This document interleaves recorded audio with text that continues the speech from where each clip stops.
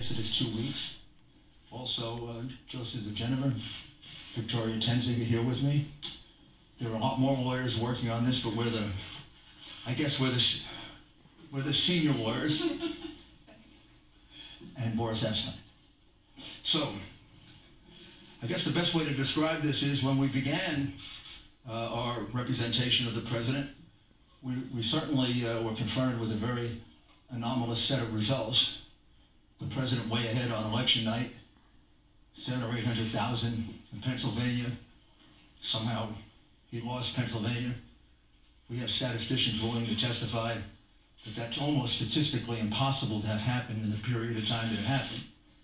But of course, that's just speculation.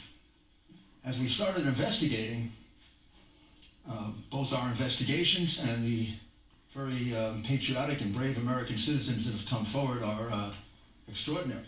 Extraordinary number of people, extraordinary number of witnesses. And what emerged very quickly is there's not a singular voter fraud in one state. This pattern repeats itself in a number of states. Almost exactly the same pattern, which to any experienced investigator, prosecutor, would suggest that there was a plan from a centralized place to execute these various acts of voter fraud, specifically focused on big cities, and specifically focused on, as you would imagine, big cities controlled by Democrats, and particularly focused on big cities that have a long history of corruption. The number of voter fraud cases in Philadelphia could fill a library. Just a few weeks ago, there was a conviction for voter fraud, and 2 weeks before that. And I've often said, I guess sarcastically, but it's true, the only surprise I would have found in this is if Philadelphia hadn't cheated in this election. Because for the last 60 years, they've cheated in just about every single election. You could say the same thing about Detroit. Each one of these cities are cities that are controlled by Democrats, which means they can get away with anything they want to do. It means they have a certain degree of control over, certainly control the election board completely, and they control law enforcement, and unfortunately, they have some friendly judges that will issue ridiculously irrational opinions just to come out in their favor. So let's start with the specifics. Pennsylvania. In Pennsylvania, the margin of victory now for Biden, which is not a victory, it's a fraud, is 69,140 votes. The reality is that we are now at a count of 682,770 ballots, for which we have affidavits that there was no inspection of that ballot at the time that it was entered in the vote. It was a mail ballot. Mail ballots are particularly prone to fraud. We were warned about that by Jimmy Carter, President Jimmy Carter, and Secretary Baker in a report about a dozen years ago, in which they said that mail balloting is particularly susceptible of fraud, that we should very carefully consider ever doing it, and that it can be taken advantage of. Justice Souter warned us of the same thing in a comment in an election law case. And even the New York Times wrote articles about how dangerous mail-in voting was. And this is the first time we ever did it en masse, and I think we proved that all three are prophets. It's not only susceptible to fraud, it is easily susceptible to fraud, particularly if you have a plan or scheme which sounds eerily similar to what Joe Biden told us a few days before the election, that he had the best voter fraud team in the world. Well, they were good. I don't know that they were that good because they made significant mistakes, like all crooks do, and we caught them. One of them was pushing out Republican inspectors.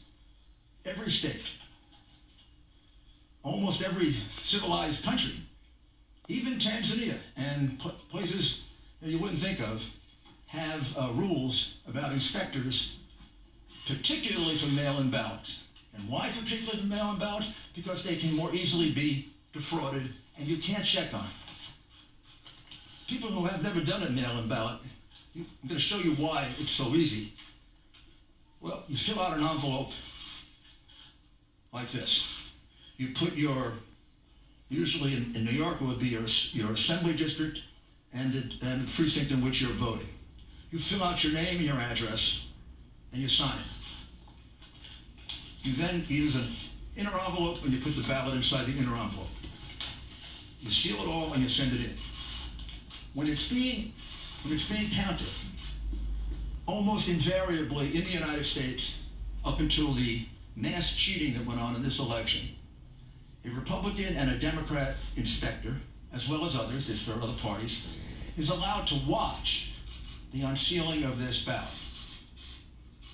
It used to go on all over America when we conducted honest elections. Because the only time you can ever find out if it's a fraudulent ballot is when it is looked at. The minute you approve this, it's thrown away, gone for eternity. The only thing left is the vote. That could have been Mickey Mouse. That could have been a dead person. That could have been not filled out properly. That could have been the same person 30 times. That could have been, and all these things have happened, by the way. That could have been nothing filled out. That person. We never know. That person. So, for example, the recount being done in Georgia will tell us nothing, because these fraudulent ballots will just be counted again because they wouldn't supply the signatures to match the ballots.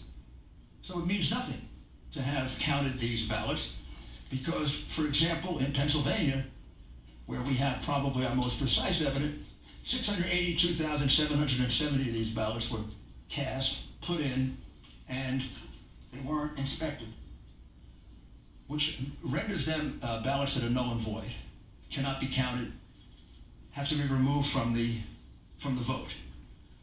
Why? For several reasons, not the least of which is that was basically only one of 2 places in the state where it was done. So in the other parts of the state, there was a legitimate inspection of the ballots.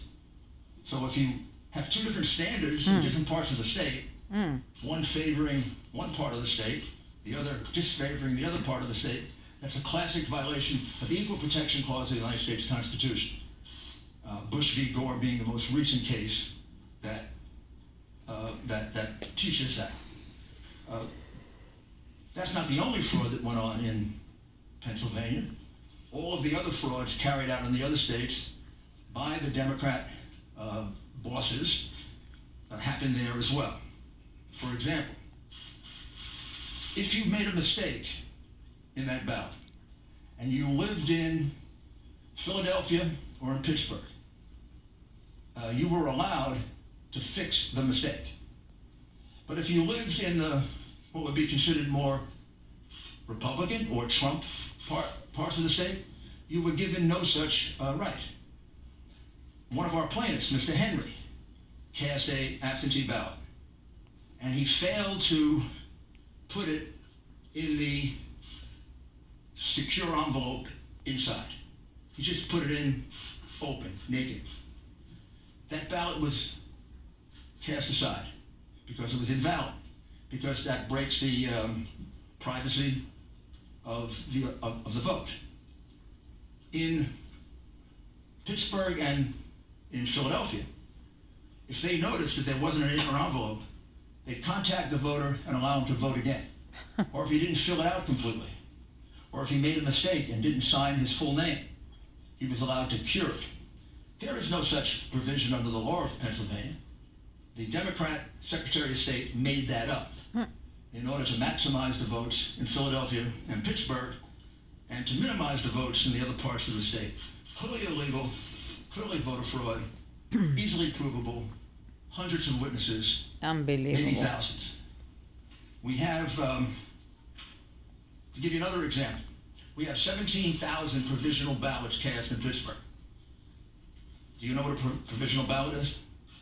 Provisional ballot usually happens this way, and about 15 of the 17,000 happen this way. You walk in and you say, "I'm here to vote today." "Oh, Mr. Giuliani, you already voted." I did? I don't remember voting. Oh, yes, you cast an absentee ballot. No, I didn't. Yes, you did. No, I didn't. Yes, you did. So why does that happen 17,000 times in Pittsburgh? People walked in thinking... Oh, my God. Actually 15,000 to be precise. Why did it happen 15,000 times that people in Pittsburgh walked in to vote and they had already voted according to the Democrat election machine? Did they forget? That many people with bad memories in Pittsburgh?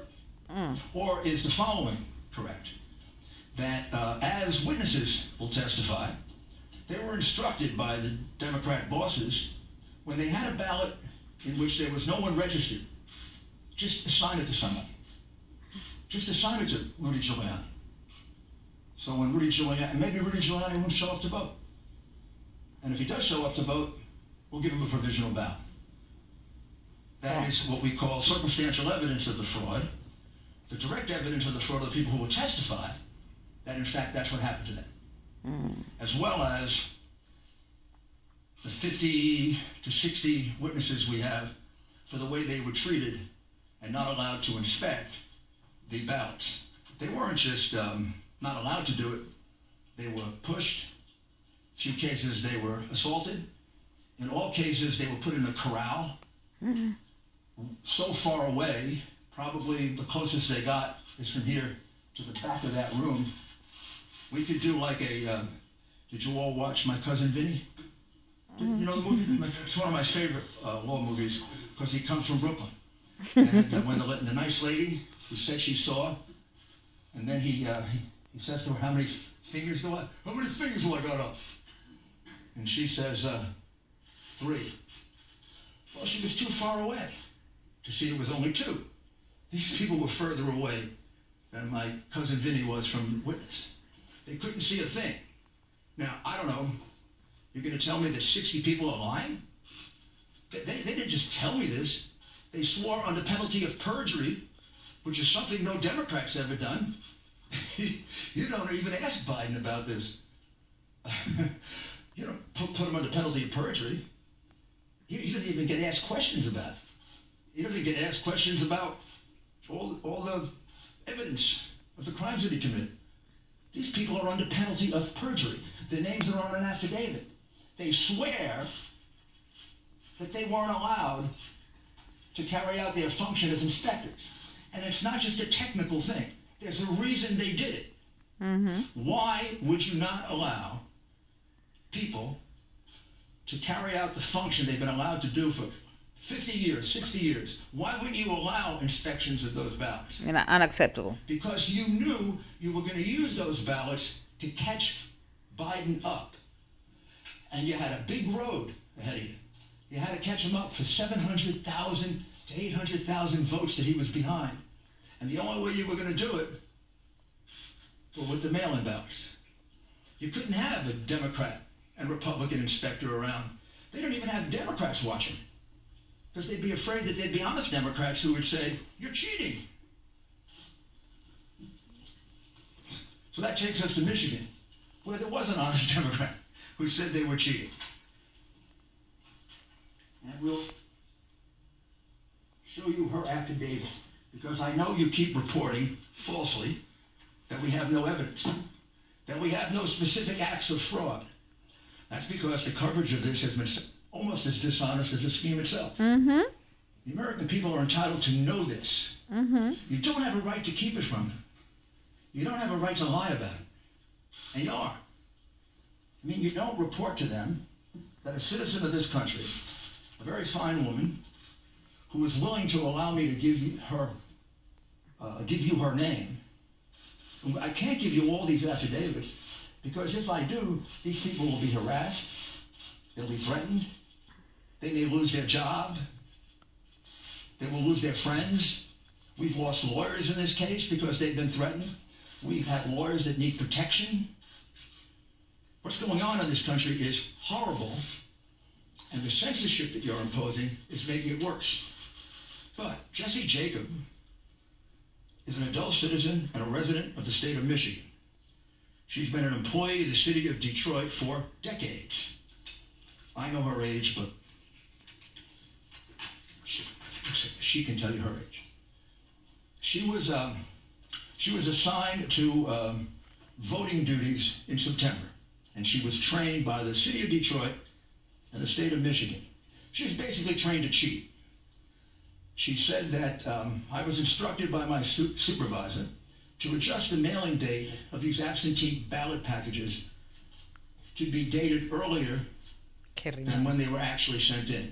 The supervisor made that announcement for all workers to engage in that fraudulent practice. That's not me saying that. That's this American citizen saying that under oath. I don't know. Maybe you could say she's lying, but you can't say there's no evidence. This is what we call evidence. This is direct evidence. Now, that's circumstantial. I tried many, many cases, as did all my colleagues here. You put a witness on a witness stand, the witness is testifying to their own knowledge. This witness goes on the witness stand and she will say, I was told to adjust the date on the absentee ballots. I witnessed election workers and employees going over to the voting booths with voters in order to watch them vote and coach them for whom to vote. Completely illegal. She will testify to that. I don't know. Biden's people can cross-examine her. Just throw it. Gee, there's no evidence. Next time you say that, you'll be lying. Because there is evidence. This, oh, by the way, this is public. You can all get it. It's attached to the complaint in Constantino.